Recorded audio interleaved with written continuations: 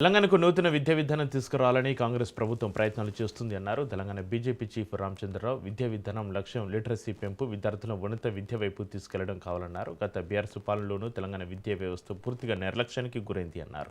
రాష్ట్రంలో అర్హత కలిగిన బీఈడీ టీచర్లు ఉన్న వారికి సరైన అవకాశాలు లేని దారుణ పరిస్థితి నెలకొంది అన్నారు.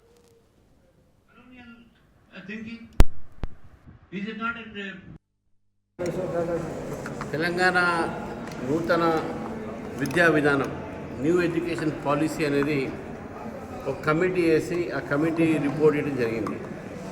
ఆ కమిటీ రిపోర్టు ఏదైతే మన ముందుకు వచ్చిందో 354 పేజీల కమిటీలో ఎక్కడ కూడా విద్యా వ్యవస్థ మెరుగుపరచడానికి ఎక్కడ కూడా సలహాలు లేవు. దాంట్లో పైపెచ్చు ఈ యొక్క మొత్తం కమిటీ రిపోర్ట్ అంతా కూడా విద్యా విధానాన్ని నాశనం చేసేటటువంటి యొక్క సలహాలు మాత్రమే ఉన్నాయి.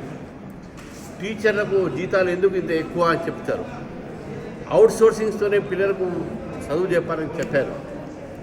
మూడోది వందే మాత్రం అనే పాటలు కూడా పాడకూడదని చెప్పారు. సంస్కృతాన్ని తీసేయాలి, సంస్కృతం ఉండకూడదని చెప్పారు.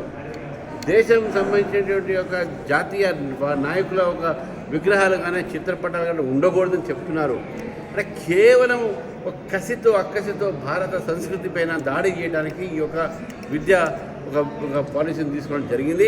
ఇది ఒక అర్బన్ నక్సలైట్స్ తయారు చేసినటువంటి ఒక విద్యా విధానం కానీ ఇది విద్యా విధానము మన పిల్లలకు చదువు విషయంలో కానీ మన పిల్లల భవిష్యత్తు గురించి కానీ లేదు. దయచేసి కేంద్ర ప్రభుత్వాన్ని ఈరోజు మీరు చూడండి, న్యూ ఎడ్యుకేషన్ పాలసీ పెట్టారు వాళ్ళు. ఆ న్యూ ఎడ్యుకేషన్ పాలసీని ఇక్కడ మీరు అమలుపరిచారు.